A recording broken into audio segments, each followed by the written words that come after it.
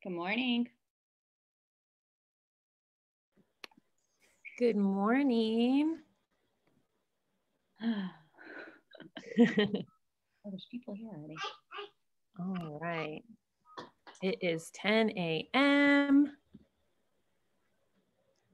So we're ready to get all nice and cozy. I've got Kobo here with me. He's all cozy.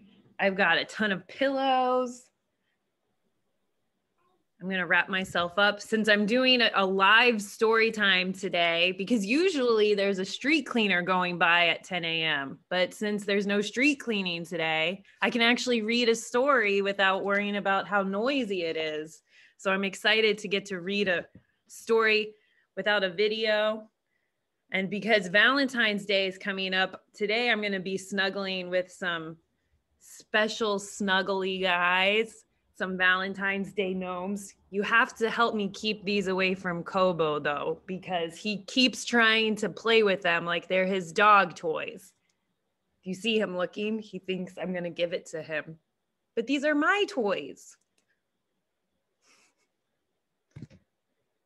All right, so I'm gonna get all snuggly for our story time. You know, some people, they like to wrap themselves up real tight like a burrito. I would try that, but I need my hands for story time. So I have to be able to have my hands. But you might be able to wrap yourself up real tight like a burrito and listen like a burrito if you want to.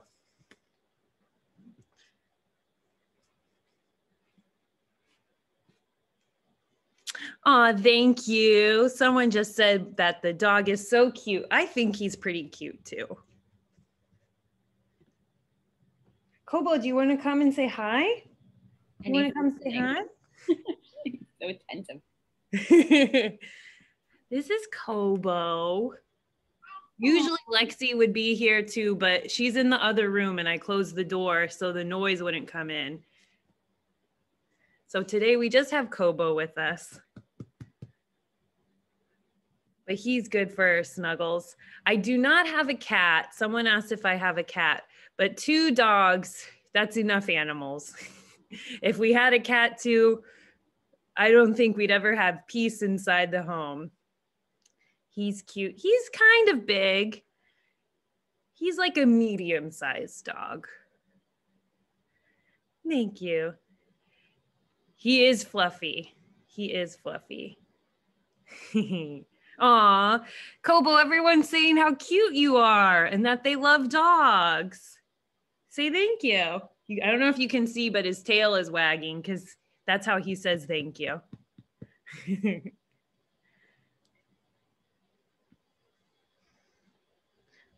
Does anyone have any fun plans for Valentine's Day? I've got my Valentine's Day shirt on. No. Yeah. I'm just doing something at home, but I made some Valentines to send to my friends in the mail.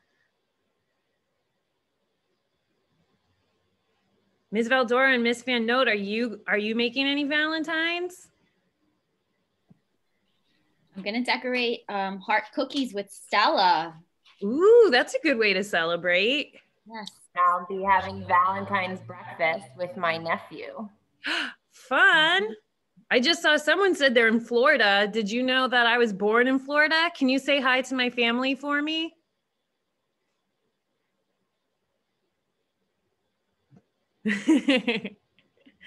All right.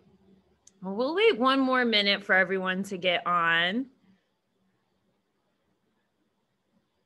Oh, someone was born in Hoboken, so you're born pretty close. No, we can't hear, but we can read what people are saying. Ooh, someone's from India. I went to India.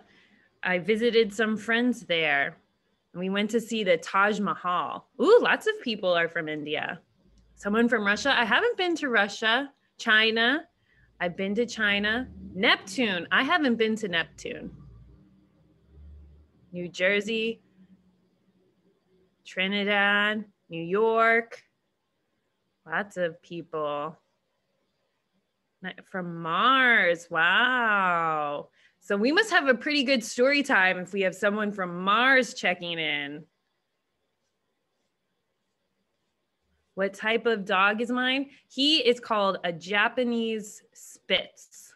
So he's actually the cousin to the Pomeranian. Does anyone see that little fluffy dog? And usually they're like, that's his cousin. Doesn't he kind of look like a big Pomeranian, a little? I think he just wants to sleep and listen to this story. Are you ready for the story, Kobo? Yeah, I don't know. Miss Kate? Yes. Hi, can we just make sure that anybody that's visible at the top is a panelist? Yes. Okay. So actually for now, I'll pin myself for story time. I just see somebody that joined. So I see somebody's video that isn't necessarily, that's not a panelist with Jersey City or public schools or the special ed department. I mean, the library, sorry. I see someone that's not usually with us, but yeah. She is a colleague of mine. Oh, okay, perfect. Thank you. No worries. Just making sure. Yes. Hi, Miss Soto. She's joining us from the library. She's going to be running some Zooms. So I invited her to see how it works. I'll make myself invisible. You can say hi. Do you want to say hi? Sorry, Miss Soto. That's okay. I'm sorry. I came in and I'm doing something on the side. So last time I made myself invisible. So that's all right. Well, we should get started with story time because now I think everyone should be in that was going to join us. So what I'm going to do is I'm going to share my screen because I find it's hard to hold a book and read it.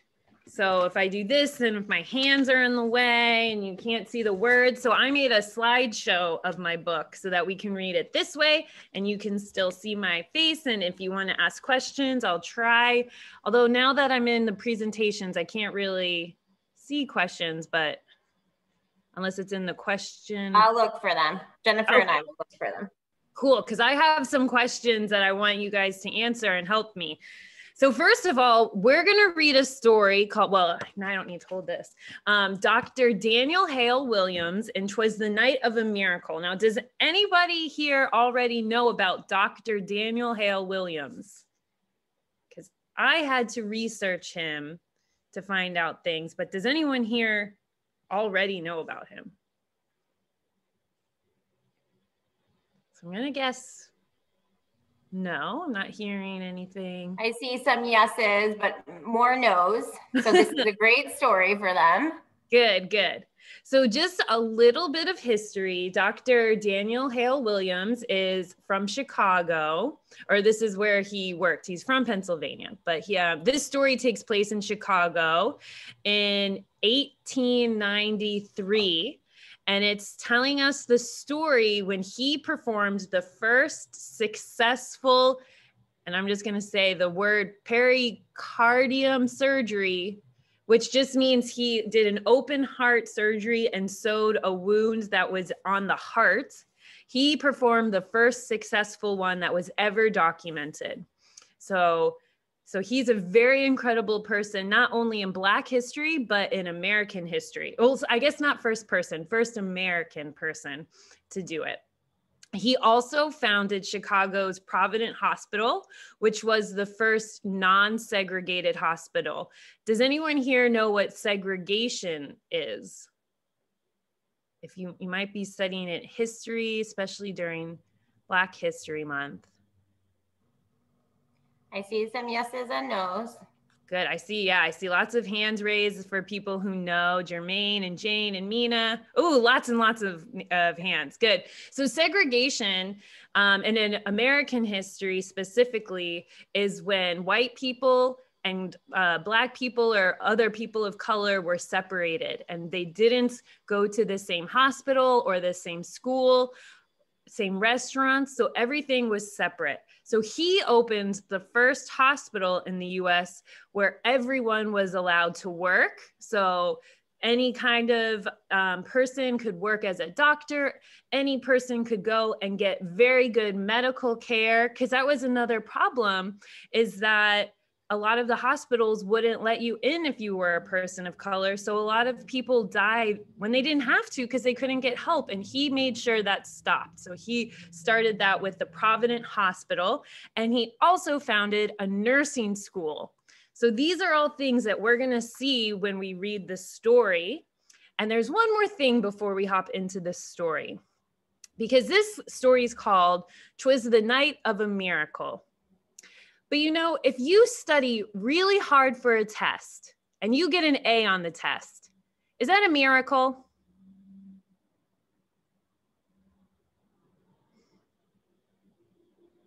No. I think a lot of people know a miracle is something really special that no one expects to happen. It comes out of nowhere, almost like magic. But this story is about someone that worked really, really hard. And because they studied and practiced and they were brave, they got to do this incredible thing that they worked really hard for. So I don't like to think it was the night of a miracle. I think it was like the night of a test that Dr. Daniel Hale Williams studied for really hard, and he tried so hard, and that's why this happened. So I just wanted to say that. But let's hop into the story now. So here we see, now where's Dr. Daniel Hale Williams? He's in front of Provident Hospital. Do you remember which city that's in?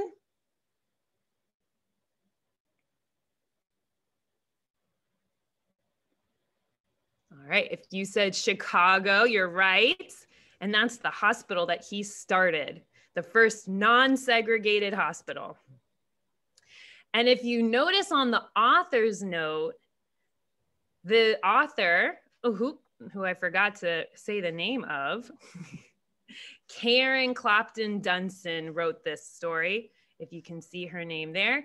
And she wrote this story because she was born there. And so this story is very special to her. And I really liked that. All right. I'm going to start this story. 'Twas the night of a miracle when the doors opened wide. In stepped new nurses wearing badges with pride. Well, you can see they're so excited because this was a very good nursing hospital. So anyone that got in was a very hard worker. They must have done a good job on all their tests to get in. The eager young nurses stood in a row with sparkling white dresses and smiles all aglow. Can you guess what aglow means? Or if you know, you can also write it in. What's aglow? It's kind of gotten a little bit, Oh, you want to guess? What is it? It's like glowing. A lot of good answers. Very nice. So you can see even in the picture, it's a big glowing smile. So a glow is so bright. So they're so happy. Dr. Daniel Hale Williams arrived promptly at 9 to train the young nurses that waited in line. And if you've been practicing time, you can see that clock. It says 9 o'clock. Dr. Williams taught stitching with a needle and thread. The mending stops bleeding from your toes to your head. They learned how to tell a scalpel from a knife. Knowing the difference can save someone's life. So where would you find a knife?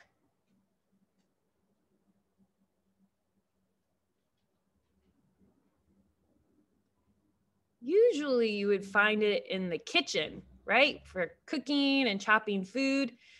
Would you want a doctor to be using a knife from the kitchen on your body? No. So that's why you'd want a scalpel. And if you can see, the scalpel is very sharp. It's got a tiny point, so you could do tiny cuts if you want. A knife, you don't want a doctor to use a knife. So that's why it's important to know the difference. He took wide bandages and wrapped a dummy's limb. So here we see, before you can practice on a person, you have to practice on a doll, because it takes a lot of practice to be a good doctor and a good nurse. If you practice on a person, what could happen?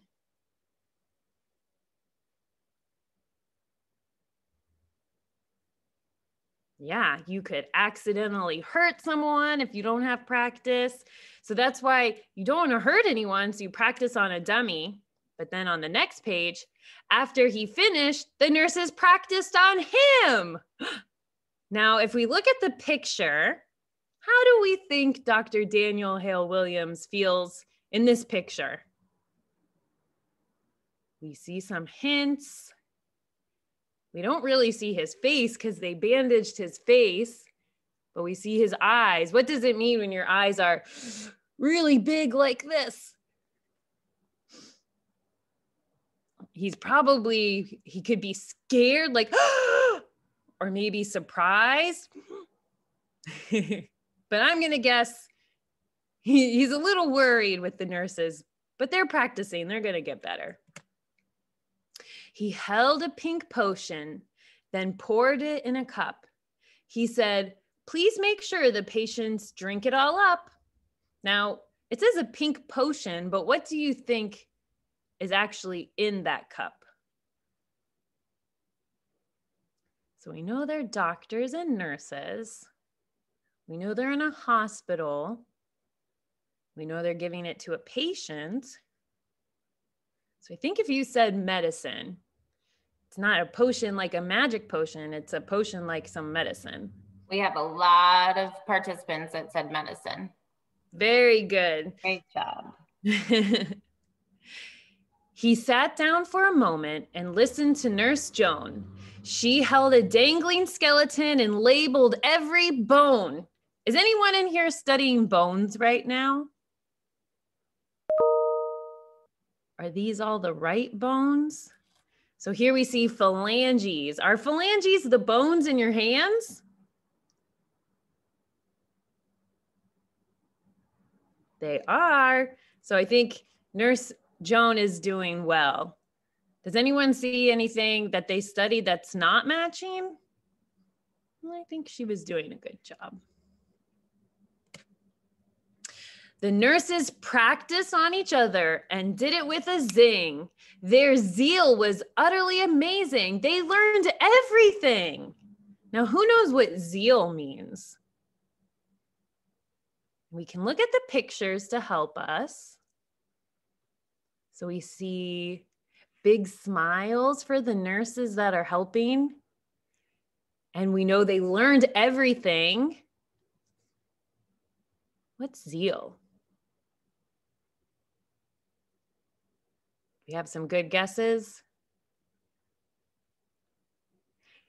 It's when you're really excited about something. Like maybe I have a nephew that has great zeal about dinosaurs. So he learns everything and he talks about dinosaurs all the time. So this is how the nurses were. They loved it and they were so excited and they learned everything. They hummed while they worked. For the little baby. Sometimes I do that for Kobo. When he's too excited, I hum. And they toiled with such care. The look on their faces showed they wanted to be there. You can tell they were dedicated because in this picture, you'd have to really love what you're doing to still be happy about it. Dr. Williams in his lab coat and the nurses in white ceased their day's training and gathered to say good night. So when they cease their training, what does cease mean? So we have some clues. We see it's dark outside. We know they're going to say good night. So what does cease mean? Oh, a lot of good answers. Awesome.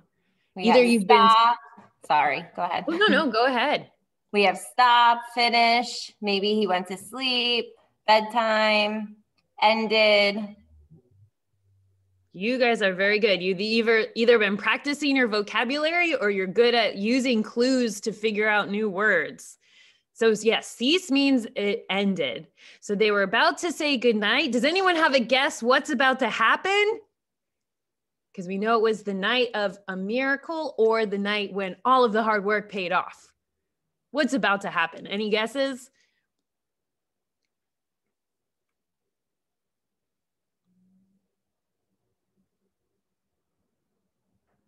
We have some they are going to become nurses.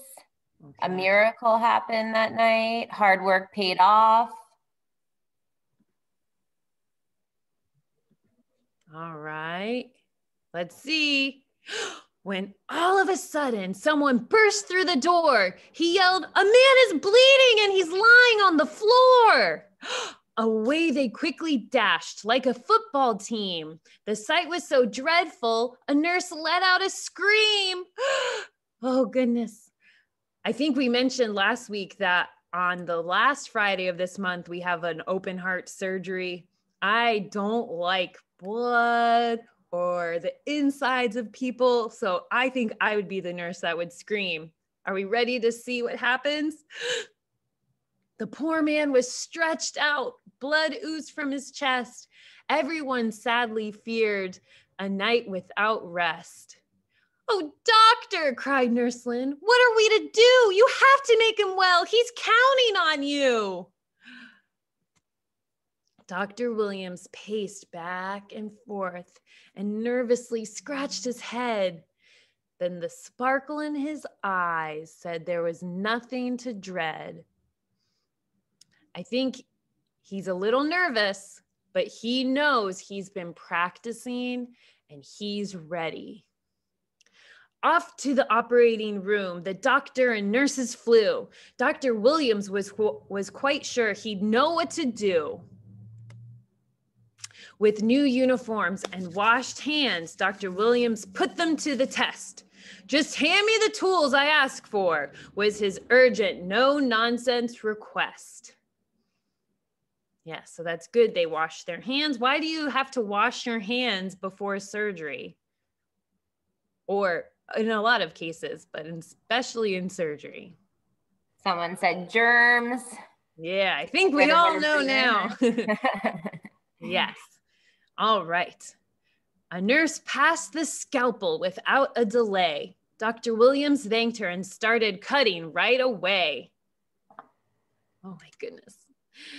Then they gave him a sharp needle with a long string of thread. He bent over and began stitching without lifting his head. So since we know his head is down and he's not lifting it, we know he's concentrating very hard. When at last it was over, Dr. Williams let out a sigh. The patient's heart was restored. It made the whole staff cry. So why do you think they're crying right now? So we know the patient is okay because his heart was restored. So the patient's okay. We have tears of joy. That was a great answer. Yeah. Some might be relieved. Some might be scared. They might be happy. I bet it's a little bit of all of those things. This sounds like a lot of emotions were part of it. Then, without any warning, grins flashed on their faces. So that's a good point for tears of joy because now they're smiling. They took the doctor's hand and gave warm embraces. So now, why are they so happy?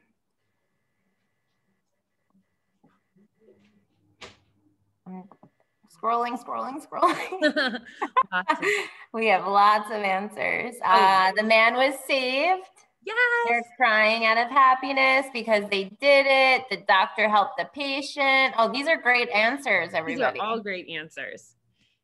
And not only did he help the patient, I bet they realized they did the first open heart surgery in the US. I bet they were also excited. No one had done it here before, and they did it. They actually did it. Oh, I'm getting goosebumps even thinking about it. Let's check in with the patient now. Several weeks thereafter, from the bed the man rose. He pulled off the covers and put on his clothes. And he's looking pretty healthy. He's standing all by himself with a wink of the eye. Can anyone hear wink? I'm not too good at it. I'll try. Are you guys winking back at me? I think I can see some winks. With a wink of an eye and a big wide grin, the patient left the hospital and was never seen again. So that means that he lived for a long time. He didn't have to come back to the hospital for more help. He left the hospital and he was fine. He didn't have to come back. So not only did they do the first one, but they did it really, really well. Like, it was good for a long time, even before they had all of the modern, like, tools and anesthesia and stuff. So this is very incredible. Does anyone remember what year this was?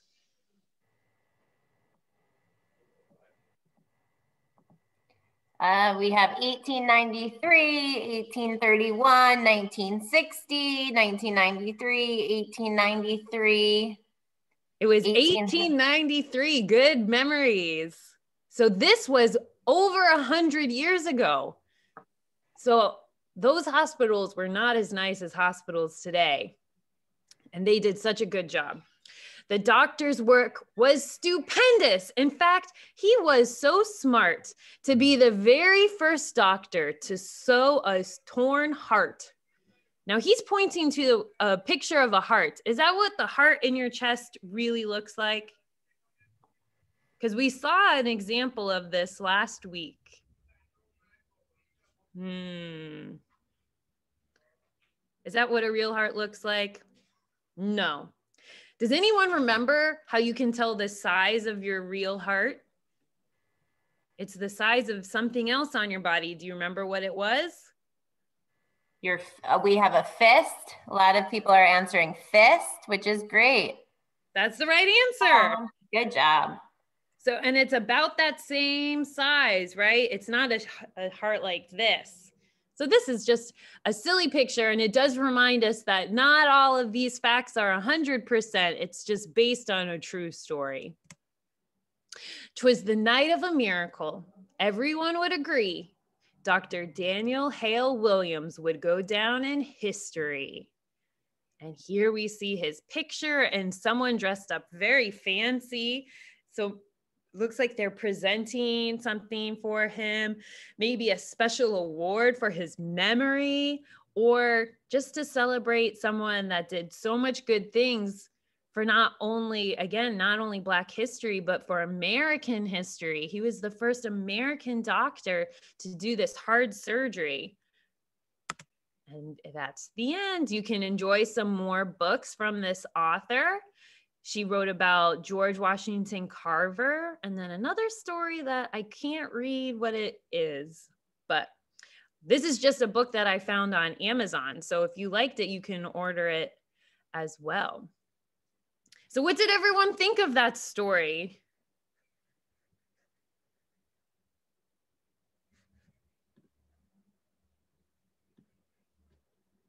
It was fun, good, awesome. Cool. Good. I liked it because, like I said, it's not the perfect true history, but this is a doctor that I think more people should know about, because honestly, I didn't know about him until I was doing research for heart health and for Black history. And then I learned about how cool this guy was. Not only cool, but someone that was very brave and hardworking.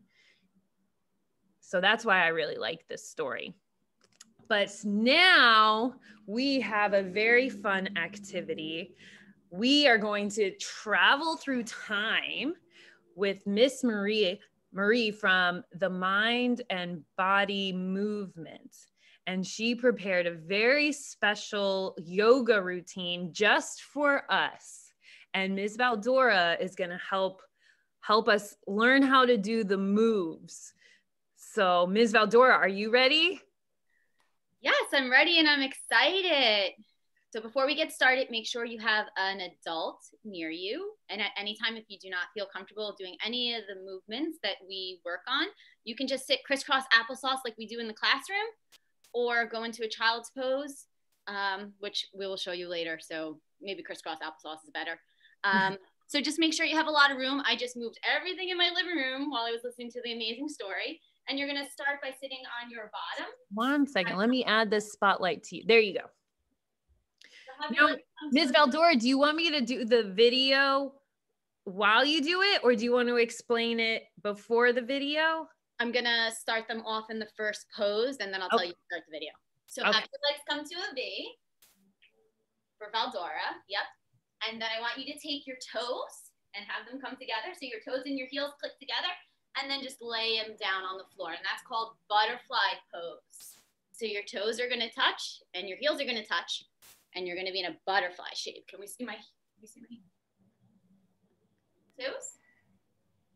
Okay, first pose. This is great for your hips. All right, you can, so legs long, we bend them at one at a time, heels stay glued together, toes stay glued together, and we are ready to start. Sit up really nice and tall, feel the crown of your head reach up, up, up, up towards the stars, because we are superstars. And here we go with the video. I'll be back. Well, hello, my little yogis. My name is Marie, and I'm from the Mind and Body Movement. Today, we're going to embark on a yoga journey through Black history. With each pose, I'm going to teach you about a different figure in Black history. First and foremost, I just want to make sure that you have an adult nearby, just in case you need some help. And also, if there are certain poses that you don't feel comfortable doing, please feel free not to do them. You can just relax, sit in crisscross applesauce, or Sukhasana, or just stand in mountain, whichever is available and comfortable for you. Yoga is a very good way to help us manage our big feelings. If you're ever feeling sad or angry, yoga can help us with our breath work. Breath work is a very important part of yoga as it helps our bodies and minds relax. For an example, if someone or something made you really angry or upset, instead of reacting, we stop, we pause, we take a few deep breaths, like inhaling through our nose, exhaling through our mouth, inhaling through our nose, and exhaling through our mouth. This helps us clear our mind, allowing us to feel more grounded and strong, giving us time to really think about what we want to say before we say it, so that we don't hurt someone's feelings by saying something mean. Now let's hop in our time machine, starting our deep breaths as we get to our first destination.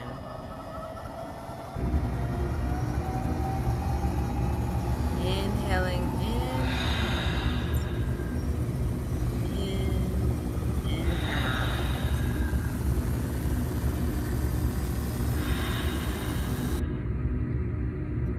Welcome to our first stop in 1964, where we meet a man who was known for the famous line, "I float like a butterfly," as we place our hands on our knees and flap our butterfly wings. Float like a butterfly and sting like a bee. Float like a butterfly and sting like a bee.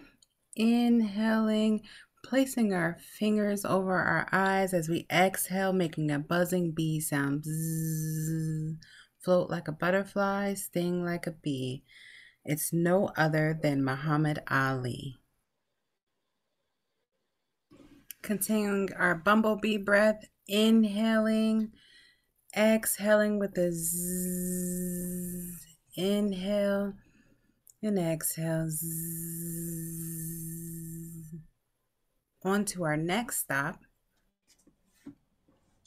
Inhaling, bring our... Should I pause it or? Yes. Okay, so while we're in the butterfly pose, we have our toes and our heels glued together. We're just going to gently have our knees pressed down towards the sky. Towards the floor, sorry, not towards the sky. So they go up towards the sky and then down. And it's just a nice hip opener. Okay, so we'll just stay here a couple seconds, focusing on that breath. Inhale and exhale, let it all go. Remember, we're reaching our crown up nice and tall, up towards the sky. Inhale. And exhale, let it go. One more time, inhale. Exhale, let it go. We're moving on to cat-cow. So what you're gonna do is you're gonna turn over and you're gonna place your palms down on the floor. You want your palms, which are your hands, directly underneath your shoulders. And then you want your knees directly underneath your hips, making like a tabletop position. So while we stay here, we're gonna focus on our breath again. Inhale, have your back go up towards the sky. And you take your head and pull it down toward your belly button. And then you exhale, looking up like a cow. So we have cat and cow, rounding through the spine. And let's see where we're going to go in history now. All right.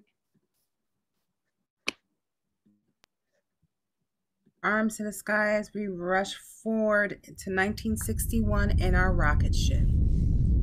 Our arms to the sky, exhale back down as we're flying in the sky to meet Katherine Johnson. She was the mathematician also known as the human computer that helped Alan B. Shepard become the first American in space. In 1969, she calculated trajectories that led the Apollo 11 to the moon, one of America's greatest scientific feats. Johnson has been called a math genius.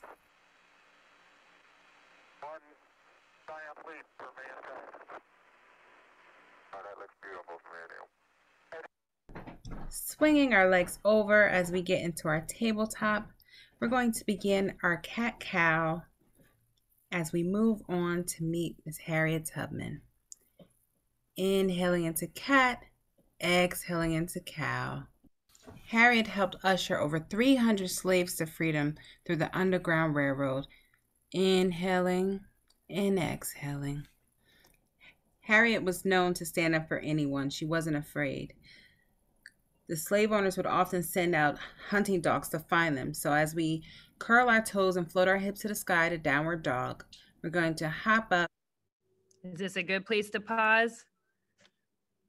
Okay, so we are in that tabletop position. Remember, we're focusing on our breath. We want to stay here for a couple seconds. This is a really good exercise to help elongate your spine.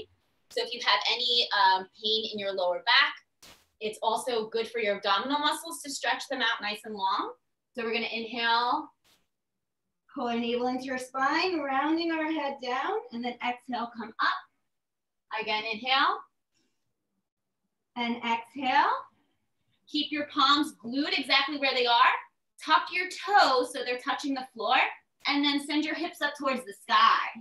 Now you might need to walk your toes in a little bit closer. If not, you can take your legs back.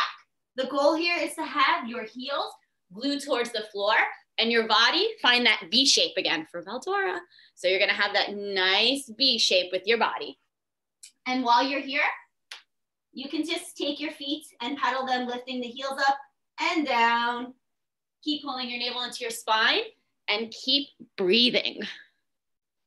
And let's see where we are now.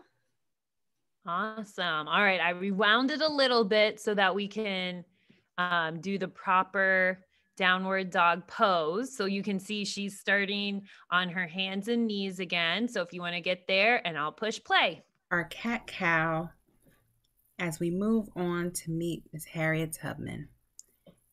Inhaling into cat, exhaling into cow. Harriet helped usher over 300 slaves to freedom through the Underground Railroad. Inhaling and exhaling. Harriet was known to stand up for anyone. She wasn't afraid. The slave owners would often send out hunting dogs to find them. So as we curl our toes and float our hips to the sky to downward dog, we're going to hop up, bending our knees, hopping into mountain. Inhaling, arms up. Exhale, sitting back into chair. Rosa Parks. Is this a good place to pause, Ms. Valdora? Yeah, sorry, I keep on using my hand. I should just say something, right? Oh, no, I can't see your video for some reason. Sorry. So we're in that downward dog. She had you hop forward, but if we're not comfortable hopping forward, just walk your toes up towards your hands. Take a slight bend into your legs because we want to protect our knees and our lower back. And then slowly lift up to standing. So when we're in mountain pose, we're standing with a slight bend into our legs. Our hands are going to be facing towards the screen. We're going to have the crown of our head reach up And keep on pulling that navel into your spine. So you're pulling your belly button in nice and tight towards your back. And you're just solid like a mountain. You're not moving at all. You're just breathing. Mountain pose. And then we're staying here for a couple breaths. And then she goes into chair pose. So from mountain, we're going to sit back. All the weight is in our heels. So it's like we're sitting in an imaginary chair and our arms are gonna reach up. So our biceps are by our ears and you can wiggle your toes as if somebody was tickling them. And you're focusing on your breath. Now this position might be a lot for some of you. So if it is, just stay in mountain pose. Okay, Miss Kate. Awesome. Thank you, Miss Valdora. All right, let me share the screen. So again, I rewound it a little bit. Oops, I shared the wrong one. So you can just see the important part. Okay, so as you can see, she's starting right before the downward dog. I think this is the hop. So just so you guys are ready. The hop up, bending our knees, hopping into mountain. Inhaling, arms up. Exhale, sitting back into chair. Rosa Parks stood up by sitting down.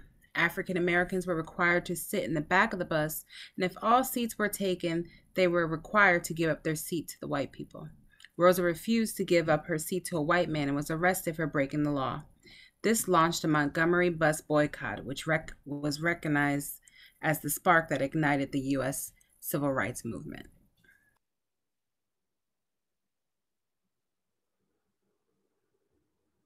Inhaling, bringing our arms to the sky as we prepare to meet the red tails. Exhaling, sitting back into chair, swinging our arms back for airplane.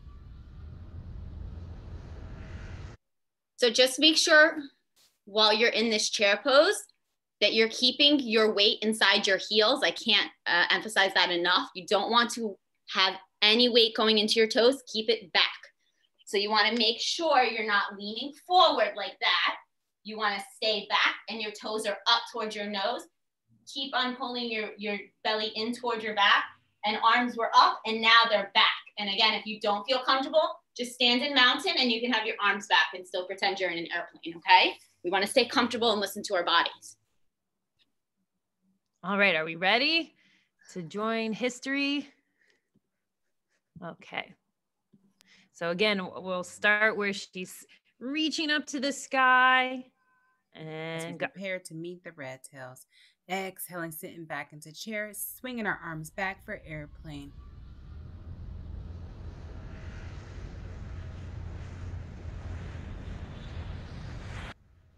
Meet the Tuskegee Airmen, who were a group of African American military pilots who fought in World War II.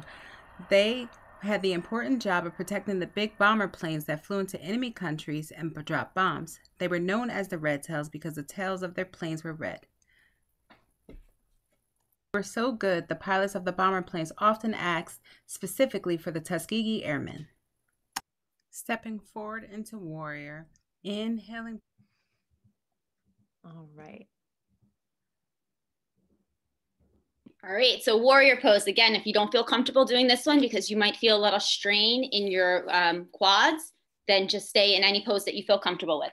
So for this one, we're gonna take our right leg forward and we're gonna put our knee directly over our heel. Send your left leg long behind you. And then you are just going to send both hips facing forward and your arms up towards the sky. And then she is going to come up a little bit. Okay, so she starts off low and she comes up a little bit in the next pose.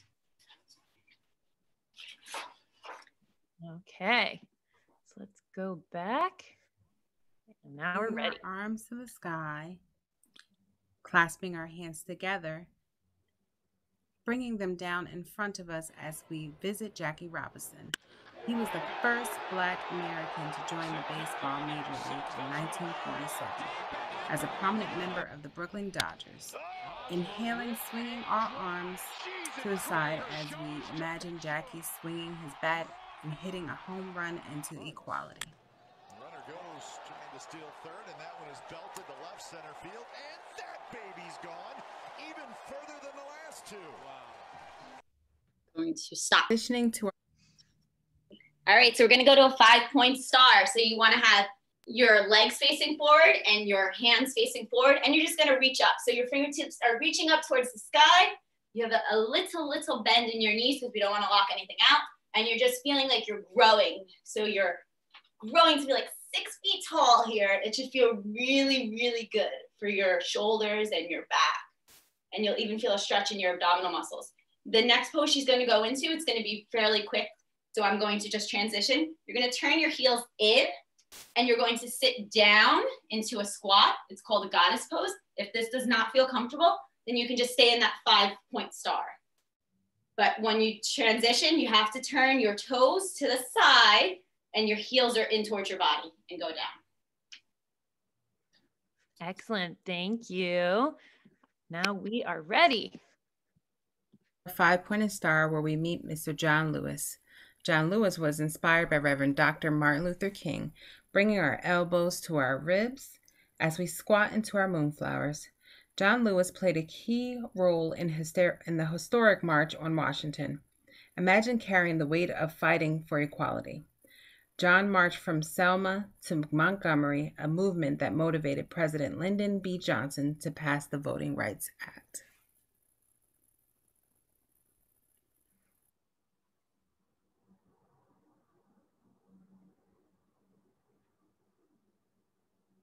Inhale, elbows to ribs. Exhale, press up. Inhale, elbows to ribs. Exhale, press up.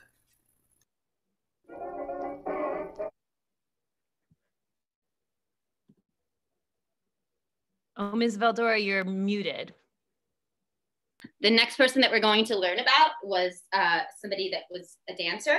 So in this pose, you're gonna have your knees slightly bent, your arms up, and she's just gonna pretend that has a hula hoop around her hips, okay? There is an official pose called the dancer pose. If you want to, when you have time today, you can look it up, and it's a really fun pose. Good. Some people are saying they're tired already, but we're almost done. So I would say work through it. We can do it. But also that's how we know it's a good exercise. So I'm proud of us. Inhaling, bringing our arms to the sky as we prepare to celebrate with Miss Josephine Baker. Swinging our hips in a circle, Josephine Baker became famous for her theatrical performances, but she devoted her life to the idea that people of all nationalities can live peacefully together. She fought against fascism in Europe during World War II and racism in the United States. Inhaling, bring our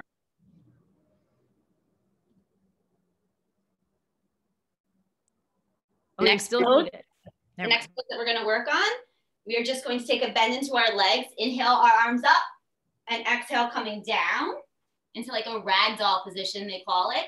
From there, we're going to plant our palms onto the floor and step back one foot and then the other foot into a high plank. You can hold this. If it's too much, drop your knees. From there, we are going to go into child's pose. Your toes are going to touch. Your arms are going to extend nice and long, and you're going to rest your head on the floor. So those are the next 3 poses because she goes fairly quickly with them. Awesome. Thank you.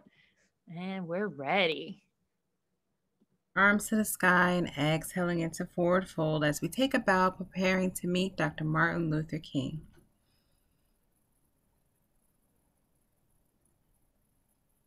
Placing both hands down to our mat as we kick back for a high plank or kneeling plank. Softly dropping our knees and pushing back into child's pose as we rest. Dr. Martin Luther King led a civil rights movement that focused on nonviolent protests. His vision of equality and civil disobedience changed the world of his children and the children of all oppressed people. He changed the lives of African Americans in his time and for years to come. I have a dream that one day this nation will rise up and live out the true meaning of its creed. We hold these truths to be self-evident that all men are created equal. I have a dream that one day on the red hills of Georgia, sons of former slaves and the sons of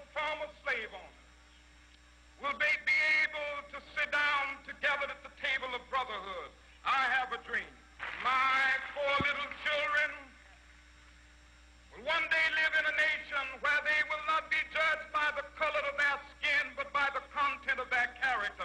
I have a dream today.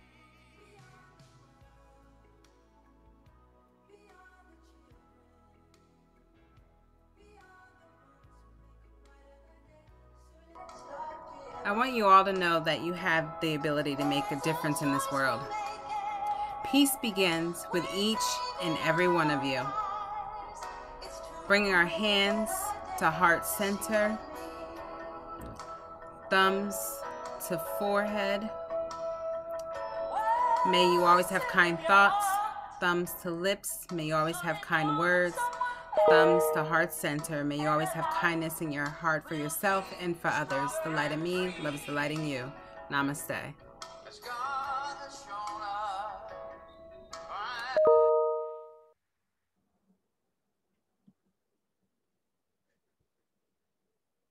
All right. Well, that was very nice. Thank you, Ms. Valdora, for preparing us for the positions. And thank you to Ms. Marie for putting together such a nice journey through history, specifically Black history through the yoga poses. Who's feeling tired? You should feel very calm and relaxed, but you should also feel like you stretched your body, and hopefully whichever body part I discussed with you for the pose, you really felt it during that pose. Yeah, I think if anyone wants to keep practicing, we'll be sharing the video so you can get stronger, because it is very calming once you master all the poses. Oh, someone said they have a lot of energy.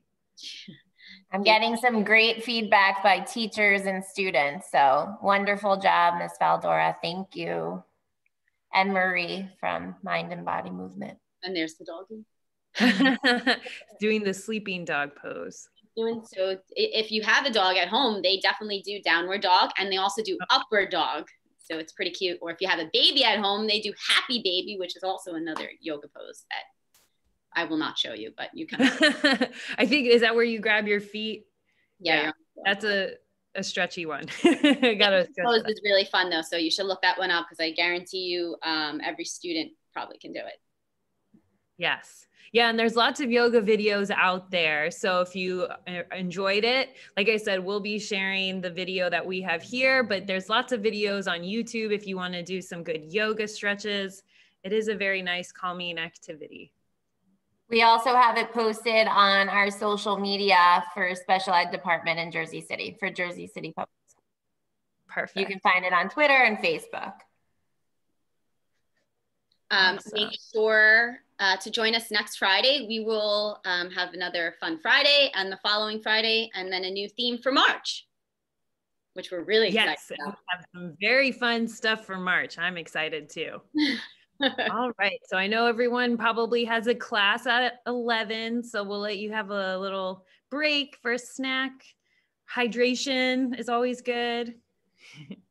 They want and we hope that you have a good Valentine's Day. When is that? Sunday? Good Valentine's Day on Sunday. Goodbye, everybody. Thank you for joining us. Goodbye. Have a good day. I'll do while you guys are logging off, okay? Hopefully I can still do it, because I just had a baby. There you go. Nice. Okay.